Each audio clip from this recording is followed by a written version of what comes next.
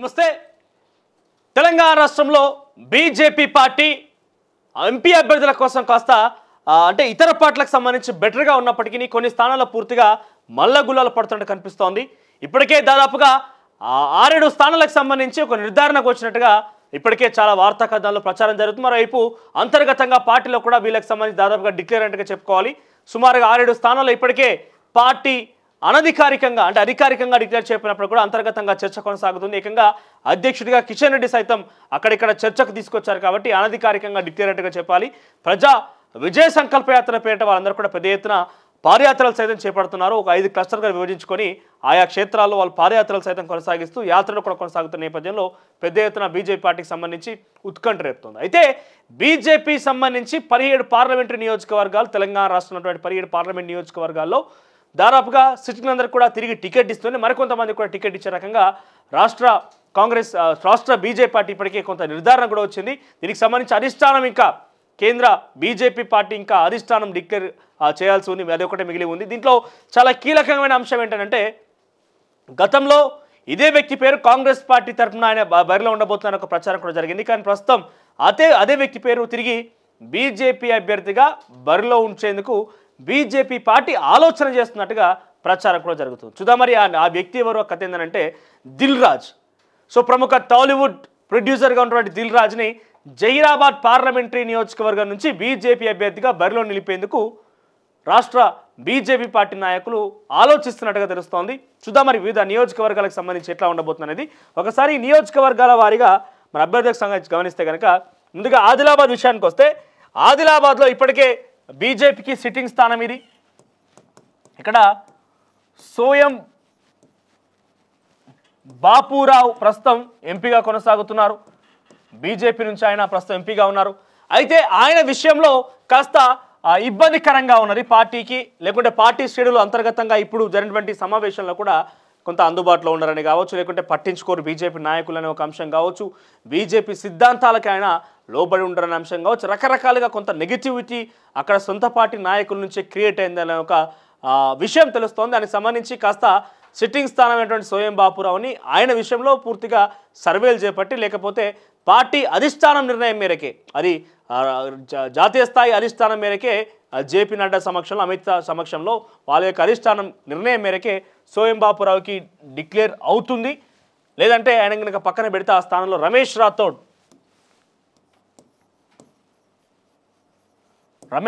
ఇటీవల కాలంలో అసెంబ్లీకి పోటీ చేశారు. ఖానాపూర్ నియోజకవర్గంలో రమేష్ రాథోడ్ పేరు ప్రస్తావనకు వస్తుంది.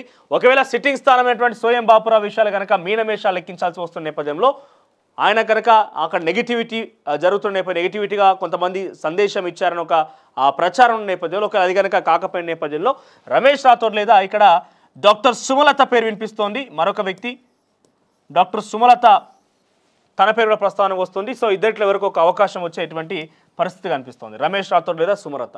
సో మ్యాక్సిమం సిట్టింగ్ స్థానాన్ని వదులుకునే అవకాశం అయితే బీజేపీలో ఆ పాలసీలో లేకపోతే వాళ్ళ యొక్క విధానంలో ఉండదు.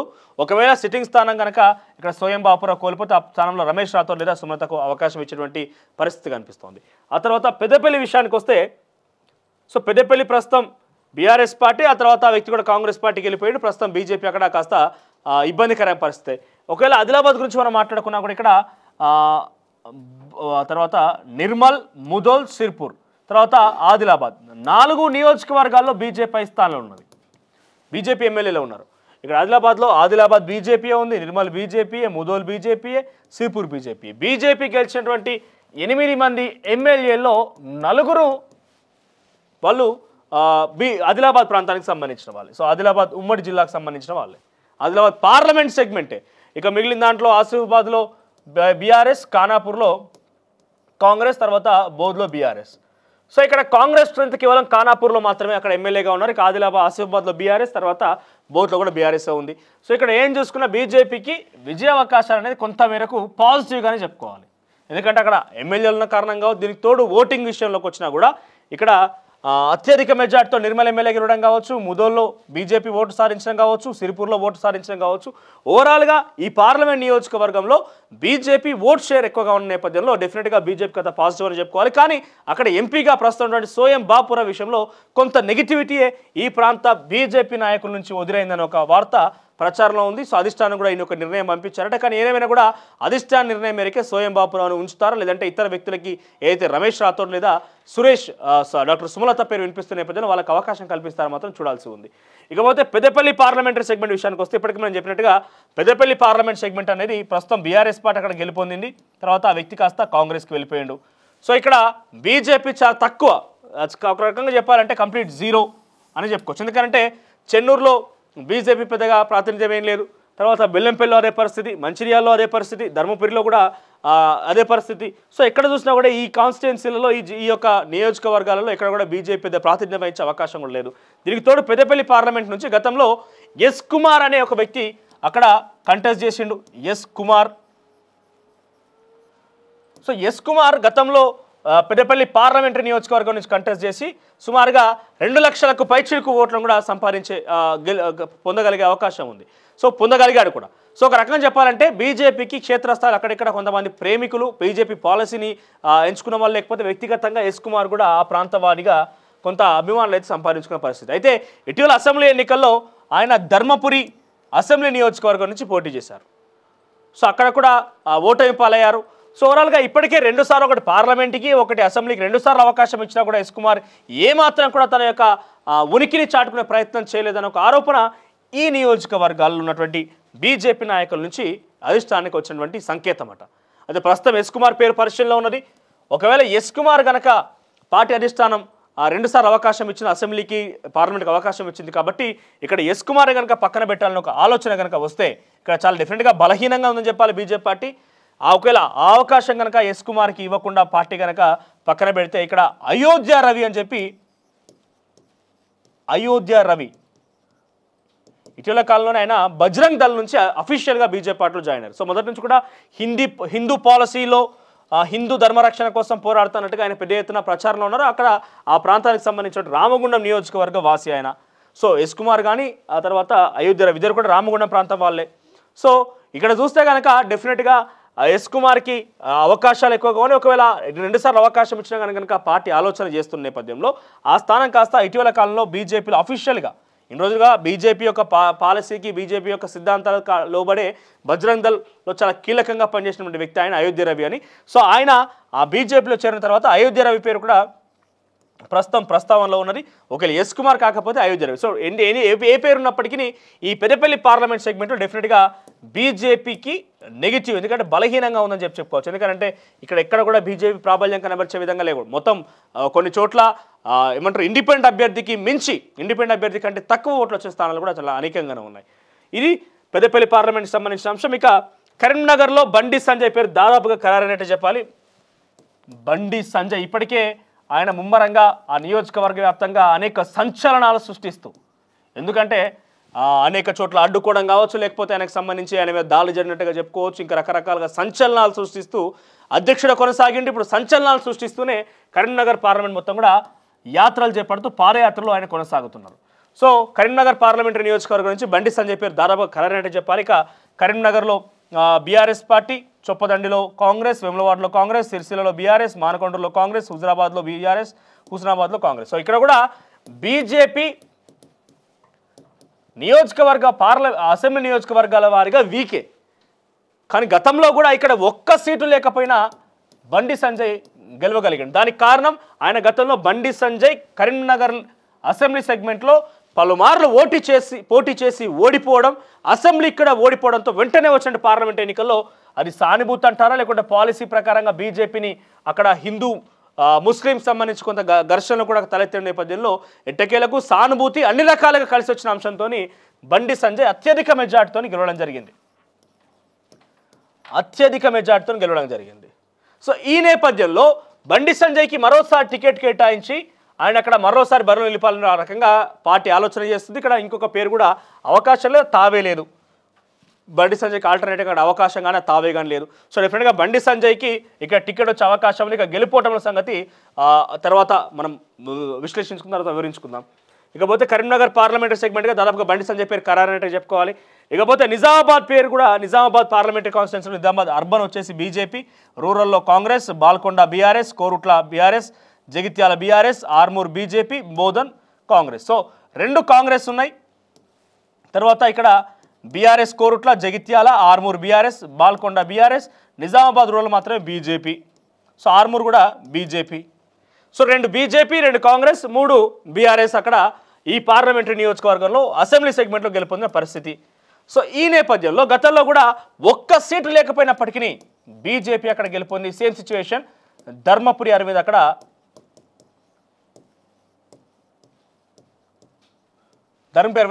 ఎంపీ గెలుపొందారు. అయితే ప్రస్తుత సిచ్యువేషన్ ఇక్కడ వేరే ఆప్షన్ కానీ వేరే పేరు కానీ ఏం ప్రస్తావన లేదు.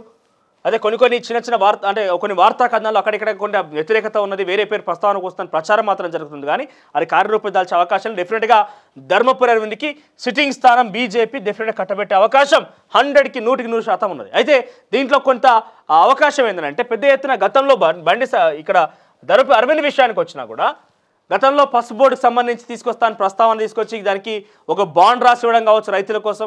ఆ తర్వాత అప్పుడున్న సిచ్యువేషన్లో పార్లమెంట్ ఎన్నికలు వచ్చేసరికి పసుపు రైతులు మొత్తం కూడా కల్వకుంట్ల కవితకి వ్యతిరేకంగా అధిక సంఖ్యలో నామినేషన్లు వేయడం, అది ధర్మపురికి పాజిటివ్గా మారడం, ఎలాగైనా కూడా బీఆర్ఎస్ని ఓడగొట్టడమే లక్ష్యంగా అప్పుడున్న సిచ్యువేషన్లో కాంగ్రెస్ కాస్త బలహీనంగా కూడా ఉండేది.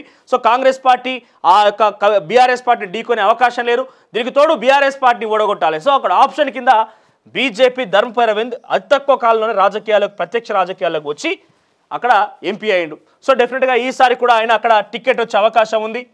సో బీజేపీ నుంచి నిజామాబాద్ టికెట్ ధర్మపురి అరవింద్ అని చెప్పాలి. అక్కడ ఆ ధర్మపురి అరవింద్ చాలా పట్టు నిలుపుకొని కొంత పార్టీని కూడా ఎస్టాబ్లిష్ చేసే ప్రయత్నం చేసిండు. అందులో భాగంగానే 2 అసెంబ్లీ సెగ్మెంట్ కూడా గెలిపించుకునే పరిస్థితి. ఆయన స్వతహాగా కోరుట్ల నియోజకవర్గం నుంచి పోటీ చేసినప్పటికీ ఓటమి పాలైపోయిన పరిస్థితి. సో డెఫినెట్గా ఈసారి అక్కడ టికెట్ వచ్చే అవకాశం నిజామాబాద్ పార్లమెంట్ నుంచి తిరిగి ధర్మపురి అరవింద్ మళ్ళీ బరిలో ఉండే అవకాశం ఉన్నది.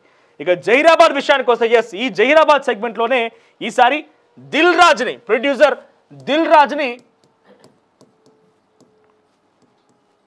బీజేపీ పార్టీలోకి తీసుకొని ఆయన పోటీ చేయించే విధంగా బీజేపీ ప్లాన్ చేస్తుందట. జహీరాబాద్ పార్లమెంటరీ నియోజకవర్గం నుంచి దిల్ రాజ్ని బరిలో నింపే ప్లాన్లో బీజేపీ పార్టీ ప్లాన్ చేస్తోంది. సో దీంట్లో భాగంగా మనం చూస్తే కనుక Jukkal Congress, Banswada BRS, Yellareddy Congress, Kamareddy BJP, Zaheerabad BRS, తర్వాత నారాయణఖేడ్ కాంగ్రెస్, ఆందోళ్ కాంగ్రెస్. ఓవరాల్గా 2 కాంగ్రెస్, ఆందోళ్, నారాయణఖేడ్, తర్వాత ఎల్లారెడ్డి, జుక్కల్ 4 కాంగ్రెస్లో ఉన్నాయి. ఇక బాన్స్వాడ, జహీరాబాద్ 2 కూడా BRS, 1 Kamareddy BJP. So Dil రాజుని ఇక్కడ బరిలో నిలిపాలని చెప్పే విధంగా పార్టీ ఆలోచన చేస్తుందట. దీంట్లో బీజేపీ కామారెడ్డిలో అక్కడ అంటే తక్కువ మెజార్టీతో గెలిచినప్పుడు కూడా చరిత్ర సృష్టించే విధంగా కామారెడ్డిలో బీజేపీ గెలుపు సాధించింది. సో ఈ యొక్క ఇన్ఫ్లుయెన్స్ కొంత ఆ ప్రాంతం మీద పడే అవకాశం కూడా ఉన్నది. ఎందుకంటే అది హిందూ మేకింగ్ పాలసీలో కావచ్చు, హిందూ విధానంలో కావచ్చు, లేకుంటే హిందువుల గురించి బీజేపీ చేసే ప్రచారంలో కావచ్చు, బీజేపీ యాక్టివిటీస్లో కావచ్చు, కొంత ఈ ఇన్ఫ్లుయెన్స్ పడే అవకాశం డెఫినెట్గా ఉన్నది. సో ఈ ప్రాంతంలో నేరుగా ఒక బలమైన అభ్యర్థులు కావాలి కాబట్టి ఆ బలమైన అభ్యర్థి బీజేపీ పార్టీలో కొంత అటు ఇటుగా ఉన్న సిచ్యువేషన్లో ఇక్కడ దిల్ రాజును నేరుగా బరిలో నిలిపాలని ఒక ఆలోచనలో బీజేపీ పార్టీ ఆలోచన చేస్తుందట. ఇకపోతే మెదక్ పార్లమెంటరీ నియోజకవర్గం. సో మెదక్ పార్లమెంటరీ నియోజకవర్గం అనేది బీఆర్ఎస్ పార్టీకి కాస్త పాజిటివ్గా సానుకూలంగా బీఆర్ఎస్ పార్టీకి ఒక రకంగా చెప్పాలంటే కంచుకోవటమని చెప్పాలి. ఎందుకంటే ఇక్కడ గజ్వేల్, సిద్దిపేట్ ఈ 2 కూడా ఒకటి నేరుగా కేసీఆర్ ప్రాతినిధ్యం వహిస్తున్నటువంటి నియోజకవర్గం, ఒకటి హరీష్ రావు ప్రాతినిధ్యం వహిస్తున్న నియోజకవర్గం. దీంట్లో ముఖ్యంగా బీఆర్ఎస్ పార్టీ నర్సాపూర్లో గెలిచింది, సంగారెడ్డిలో గెలిచింది, పటాన్చెర్లో బీఆర్ఎస్, దుబ్బాకలో బీఆర్ఎస్, గజ్వేల్లో బీఆర్ఎస్, సిద్దిపేటలో బీఆర్ఎస్, మెదక్లో ఒకటే కాంగ్రెస్. సో ఇక్కడ ఓవరాల్గా 7 పార్లమెంటరీ నియోజకవర్గాలు ఉంటే 6 కాంగ్రెస్ పార్టీ 6 పార్టీలు 6 అసెంబ్లీ సెగ్మెంట్స్ కూడా బీఆర్ఎస్ పార్టీ అభ్యర్థులు గెలుపొందిన పరిస్థితి. కేవలం మెదక్ మినహా మిగిలిన చోట్ల కూడా బీఆర్ఎస్ పార్టీ అత్యధిక మెజార్టీతో గెలుపొందని చెప్పాలి. సో ఈ సిచ్యువేషన్లో బీఆర్ఎస్ పార్టీ కంచుకోట. అయితే ఇక్కడ బీఆర్ఎస్లో బీజేపీ నుంచి గతంలో కూడా రఘునందన్ రావు బరిలో నిలిచారు. సో ఈసారి కూడా రఘునందన్ రావుని మెదక్ పార్లమెంటరీ నియోజకవర్గం నుంచి పోటీ చేయించాలని ఒక ఆలోచనలో బీజేపీ పార్టీ ఉన్నదట. అయితే ఇక్కడ మరొక వ్యక్తి కూడా టికెట్ ఆశిస్తున్నారు. అయితే రఘునందన్ రావుకి డెఫినెట్గా దాదాపుగా ఆయనకు వచ్చే అవకాశం ఉంది. కానీ మరొక వ్యక్తి ఆశిస్తున్న ఎవరంటే అంజిరెడ్డి అంటూ కొత్త పేరు వినిపిస్తుంది, గోవర్ధన్ అంజిరెడ్డి అని, గోదావరి అంజిరెడ్డి సో ఈ గోదావరి అంజిరెడ్డి అని ఒక పేరు వినిపిస్తుంది. ఆయన కూడా అనేక సామాజిక కార్యక్రమాల్లో కావచ్చు బీజేపీకి అత్యంత సన్నిహితుగా, ముఖ్యంగా ఈటెల రాజేందర్ వర్గంలో ఆయన ఒక వ్యక్తిగా కీలకమైన వ్యక్తిగా కూడా పనిచేస్తున్నారట కొంతకాలంగా నుంచి. సో ఈ నేపథ్యంలో బీజేపీ పార్టీ ఇక్కడ రఘునందన్ రావుని అభ్యర్థిగా ప్రకటించే అవకాశం దాదాపుగా ఉంటుంది తెలుసు. ఎందుకంటే మెదక్ పార్లమెంటరీ నియోజకవర్గంలో డెఫినెట్గా ఇక్కడ ఈ మెదక్ పార్లమెంటులో రఘునందన్ రావుకు సంబంధించి కంటే కూడా ఎవరు పెద్ద బీజేపీ నాయకుడుగా అంత మేర చరిస్మాటిక్ నాయకుడు ఎవరు లేరు. సో మొత్తం మీద ఇక్కడ మనం చూసుకుంటే ఇక్కడ ఎక్కడ చూసినా కొంత చరిస్మాటిక్ లీడర్ల కోసం ఆదిలాబాద్లో రమేష్ రాథోడ్ కోసం కావచ్చు, సోవయం బాపురావు కోసం కావచ్చు, ఎందుకంటే వాళ్ళ యొక్క గుర్తింపు అక్కర్లేని నేతలు ఆ పార్లమెంట్ నియోజకవర్గాల్లో కావచ్చు, ఆ అసెంబ్లీ సెగ్మెంట్లో కావచ్చు, ఆ జిల్లాలో కావచ్చు. సో సేమ్ కరీంనగర్లో బండి సంజయ్, నిజామాబాద్ ధర్మపురం, జహీరాబాద్లో కూడా ఒక చరిస్మాటిక్ లీడర్ కోసం అంటే అది దిల్ రాజు ప్రొడ్యూసర్ని తీసుకొచ్చి నేరుగా బరిలో నిలిపే విధంగా బీజేపీ పార్టీ ఆలోచన చేస్తున్నదట. ఇకపోతే మెదక్ పార్లమెంట్ నుంచి Raghunandan Rao he is also a good familiar person in Medak district. ఎందుకంటే మెదక్ నియోజకవర్గంలో, మెదక్ పార్లమెంటరీ నియోజకవర్గంలో కావచ్చు, మెదక్ జిల్లాలో కావచ్చు, బీజేపీ అంటే రఘునందన్ రావు అంటే బీజేపీ అనే తరహాలో ఎస్టాబ్లిష్ అయిన లేదు. ఇకపోతే మల్కాజ్గిరి నుంచి చాలా ఉత్కంఠ. మల్కాజ్గిరి ఇక్కడ దేశంలోనే అత్యధిక జనాభా కలిగినటువంటి పార్లమెంటరీ నియోజకవర్గం మల్కాజ్గిరి. అయితే ఇదే మల్కాజ్గిరి సెగ్మెంట్ కోసం చాలా మంది పోటీ పడుతున్నారు. ప్రస్తుతానికైతే ఈ వ్యక్తికి అనేది మాత్రం మనం కరాఖండిగా చెప్పలేం, కానీ దాదాపుగా చాలా మంది పోటీ పడుతున్నారు. చాలా క్రియాశీలకమైనటువంటి బీజేపీ నాయకులు అని చెప్పాలి. దాంట్లో ఒకటి ఈటెల రాజేందర్. ఇప్పటికే అనేక కార్యక్రమాల్లో కావచ్చు, కొన్ని స్పోర్ట్స్ ఏంటిది ఈటెల ఫర్ మల్కాజ్గిరి ఒక టోర్నమెంట్ కూడా ప్రారంభించారు. రకరకాలుగా ఆయన ప్రయత్నాలు చేస్తూనే ఉన్నారు.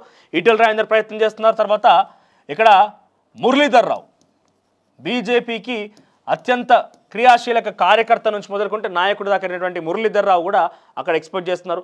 ఇక మరొక వ్యక్తి కూడా మల్క కుమరయ్య అనే ఒక వ్యక్తి కూడా ప్రస్తావనకు వస్తుంది. ఈ నేపథ్యంలో ఇక్కడ ఢిల్లీ పబ్లిక్ స్కూల్ సంబంధించి ఆయన చైర్మన్గా ఉన్నారు. ఆ తర్వాత మురళీధర్ రావు మొదటి నుంచి కార్యకర్తగా వివరిస్తున్నారు. ఈటెల రాజేందర్ బీజేపీలో చాలా ప్రామినెంట్ అండ్ పవర్ఫుల్ లీడర్.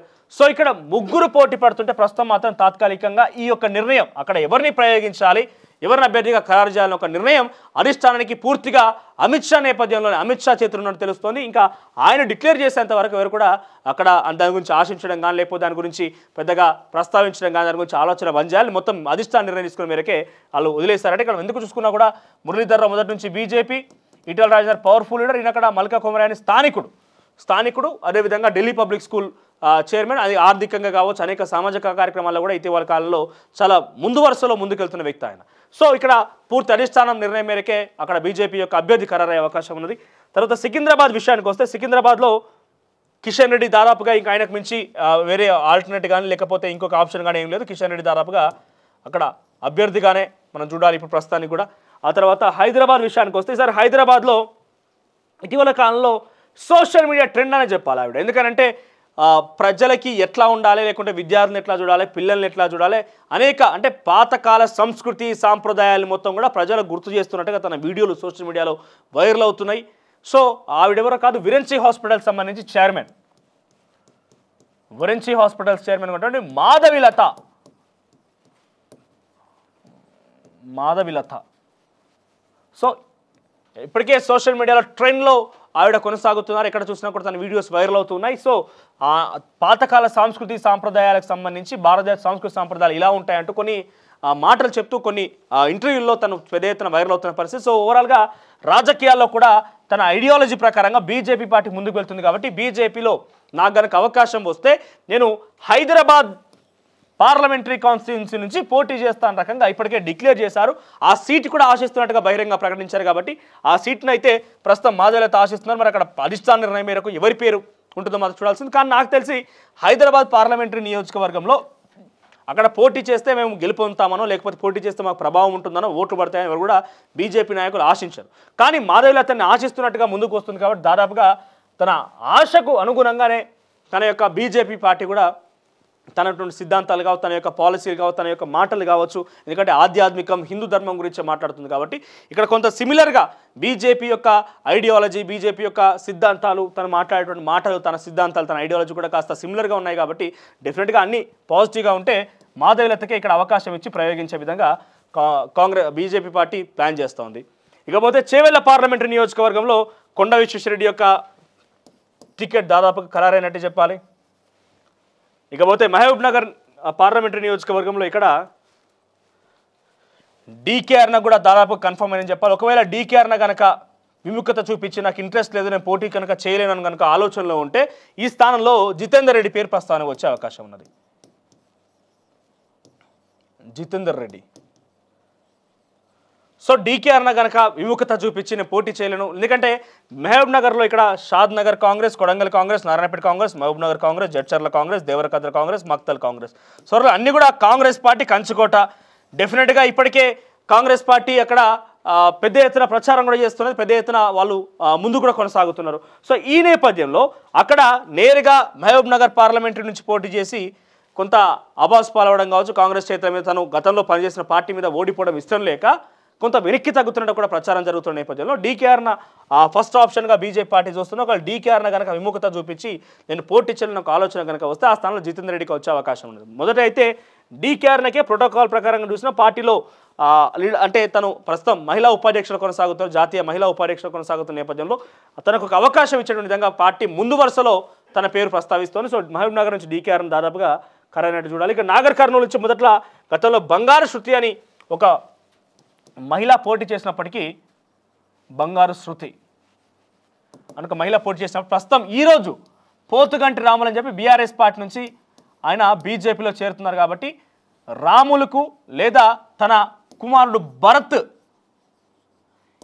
ఇద్దరిలో ఎవరొకరు టికెట్ ఆఫర్ మేరకే, టికెట్ యొక్క హామీ మేరకే వస్తున్నారు పార్టీలో కనుక ప్రచారం నేపథ్యంలో రాములకి లేదా భరత్కి ఇక్కడ నాగర్ కర్నూలు టికెట్ వచ్చే అవకాశం బీజేపీలో ఉన్నది. ఆ తర్వాత నల్గొండ నియోజకవర్గం విషయానికి వస్తే నల్గొండలో కూడా పెద్ద ఎత్తున కొంత అంటే సందిగ్ధ, ఇదంతా పెద్ద పవర్ఫుల్ కానీ చరిస్మాటిక్గా బీజేపీ ఇక్కడ అవకాశం ఉన్న విధంగా కానీ ఒక చరిస్మాటిక్ లీడర్గా ఎవరు కూడా లేరు. కొన్ని పేర్లు ప్రస్తావనకు వస్తే దాంట్లో సైద్ రెడ్డి అని ఒక పేరు ఉంది, ఆ తర్వాత మరొక పేరు, కొన్ని పేర్లు ప్రస్తావనకు వస్తే ప్రస్తుతానికైతే వాళ్ళందరూ కూడా పెద్దగా అంటే రాష్ట్ర స్థాయిలో గుర్తింపు తగ్గ నాయకులు కావచ్చు, లేకుంటే నియోజకవర్గాల్లో కూడా ఎంపీ స్థాయిలో అక్కడ ప్రస్తుతం నల్గొండలో బీఆర్ఎస్ కాంగ్రెస్ పార్టీని ధీటుగా ఢీకొన్నటువంటి బీజేపీ నాయకుడు అయితే లేవలేదని చెప్పి అంతర్గతంగానే పార్టీలో చర్చలు. సో ఈ స్థానం కోసం ఒక బలమైన అభ్యర్థి కోసం అన్వేషిస్తుంది పార్టీ. అవసరమైతే ఇతర పార్టీల నుంచి తమ పార్టీలకు ఆహ్వానించే విధంగా కూడా ఆలోచన చేస్తుంది బీజేపీ. ఇక భువనగిరి స్థానంలో కూడా సేమ్ సిచ్యువేషన్, పెద్దగా స్ట్రాంగ్ అభ్యర్థి ఎవరు లేరు. వరంగల్లో సేమ్ సిచ్యువేషన్, మహబూబాద్లో కూడా సేమ్ సిచ్యువేషన్, కానీ హుస్సేన్ నాయక్ లేదా కృష్ణవేణి పేర్లు ప్రస్తావనకు వస్తున్నాయి మహబూబాద్ పార్లమెంటరీ నియోజకవర్గం నుంచి. ఇక ఖమ్మం నుంచి వాసుదేవరావు లేదా పొంగులేటి సుధాకర్ రెడ్డి. వాసుదేవరావు గతంలో ఆయన ఎంపీగా పోటీ చేశారు, తర్వాత లేదా పొంగులేటి సుధాకర్ రెడ్డి బీజేపీ అభ్యర్థి. సో వీళ్ళిద్దరిలో ఎవరికొకరు టికెట్ వచ్చే అవకాశం ఉంది. గతంలో వాళ్ళు పోటీ చేశారు బీజేపీ కోసం, కొంత అక్కడ ఖమ్మం నియోజకవర్గంలో ఖమ్మం పార్లమెంటరీ సెగ్మెంట్లో కృషి చేస్తున్నారు కాబట్టి ఇద్దరికి ఆప్షన్ ఉండే అవకాశం ఉంది. సో డెఫినెట్గా ఖమ్మం ప్రాంతాల్లో ఇద్దరిలో ఎవరొకరికి అవకాశం వచ్చేటువంటి సిచ్యువేషన్ కనిపిస్తూ ఉంది. ఇక ఓవరాల్గా మనం ఇక్కడ ఈ సెగ్మెంట్లో బీజేపీ ఇబ్బంది పడుతున్న సెగ్మెంట్ కనుక గమనిస్తే ఖమ్మంలో కాస్త ఇబ్బంది, మహబూబాద్లో, వరంగల్లో, భువనగిరిలో, నల్గొండలో ఈ ప్రాంతాల్లో ఇబ్బంది అని చెప్పాలి. కానీ నాగర్ కర్నూలులో బీఆర్ఎస్ పార్టీ నుంచి బీజేపీకి ఆయన వెళ్తున్నారు కాబట్టి డెఫినెట్గానే కనుక అవకాశం వస్తే కొంత ప్రాబల్యం కనబరిచే అవకాశం, ఎందుకంటే గుర్తింపు అవసరం నేత కొంతకాలంగా బీఆర్ఎస్ ఎంపీగా కొనసాగుతున్నారు. ఇప్పుడు ఈ చేరికలు మార్పులతో చేర్పు తర్వాత కూడా కొంత ప్రజల్లో ఆయన యొక్క గుర్తింపు మరోసారి వెళ్తుంది కాబట్టి ఆయనకు అక్కడ పెద్దగా గుర్తింపు అవసరం లేదు. సో నాగర్ కర్నూలులో కొంత బెటర్ అని చెప్పాలి. తర్వాత మహబూబ్ నగర్లో కూడా చాలా పవర్ఫుల్ లీడర్ అని చెప్పాలి. చేవెళ్ళ, తర్వాత సికింద్రాబాద్, తర్వాత మెదక్, తర్వాత నిజామాబాద్, కరీంనగర్, ఈ సెగ్మెంట్ ఆదిలాబాద్, ఈ సెగ్మెంట్లో కేవలం ఒక 4-5 సుమారుగా ఆదిలాబాద్ 1, కరీంనగర్ 2, నిజామాబాద్ 3, 5 సొరలుగా ఒక 7-8 సెగ్మెంట్లో అయితే చాలా పవర్ఫుల్గా ఉంది. అటు ఇటుగా ఒక 10 సెగ్మెంట్లో అయితే పవర్ఫుల్గానే ఉందని చెప్పాలి. ఒక 7 సెగ్మెంట్లలో అభ్యర్థుల కోసం అన్వేషిస్తోంది బీజేపీ పార్టీ. ఎందుకంటే అక్కడ కనీసం అక్కడ అభ్యర్థిగా మనం ఒక వ్యక్తిని రిప్రజెంట్ చేస్తున్నాం అన్నప్పుడు ఆ 7 పార్లమెంటరీ నియోజకవర్గాల్లో కనీసం అక్కడ నాయకులకో లేకపోతే కొంతమంది ప్రజాప్రతినిధులకైనా తెలిసి ఉండే అవకాశం ఉండాలి. కాబట్టి అటువంటి వ్యక్తుల కోసం అన్వేషిస్తుందంటే బీజేపీ పార్టీ. ఓవరాల్గా ఇక్కడ హైలైట్ ఏంటంటే దిల్ రాజు కోసం బీజేపీ ప్రయత్నం చేయడమే హైలైట్గా ఉండాలి. ఎందుకంటే జహీరాబాద్ పార్లమెంటరీ నియోజకవర్గం నుంచి ఆయన బరిలో దింపే విధంగా బీజేపీ ఆలోచన చేస్తున్నట్టు తెలుస్తోంది. చూద్దాం మరి ఎప్పుడు అధికారికంగా లిస్ట్ వచ్చే అవకాశం ఉంది. ఎందుకంటే అభ్యర్థులకు సంబంధించి దాదాపుగా తెలంగాణ రాష్ట్రంలో ఉన్నటువంటి 3 ప్రధాన పార్టీలు బీఆర్ఎస్, కాంగ్రెస్, బీజేపీ 3 కూడా ఇబ్బంది పడుతున్నాయి. కానీ దాంట్లో బెటర్గా కొంత బీజేపీ పార్టీ ముందు వరుసలో ఉంది. ఎందుకంటే బీఆర్ఎస్ నుంచి చాలామంది బీజేపీకి రావడం కావచ్చు, కొంత బలమైనటువంటి అభ్యర్థిగా వాళ్ళు ప్రస్తావించుకోవడం కావచ్చు, లేకపోతే కొంత గుర్తింపుల నేతలుగా బీజేపీలో వాళ్ళు ఉండడం కావచ్చు, పవర్ఫుల్ లీడర్గా వాళ్ళని ప్రస్తావించడం కావచ్చు. ఇవన్నీ చూస్తే ఈ 3 పార్టీల్లో కాస్త బీజేపీ బెటర్ అని చెప్పుకోవాలి. మరి చూద్దాం ఎప్పుడు బీజేపీ అధికారికంగా ప్రకటించే అవకాశం ఉంది. నిజానికి వాళ్ళు ఆలోచిస్తున్న మేర దిల్ రాజు పార్టీలో చేరే అవకాశం ఉందా, ఏ రకంగా ఉండబోతుందో చూడాల్సిన అవసరం అయితే ఉంది.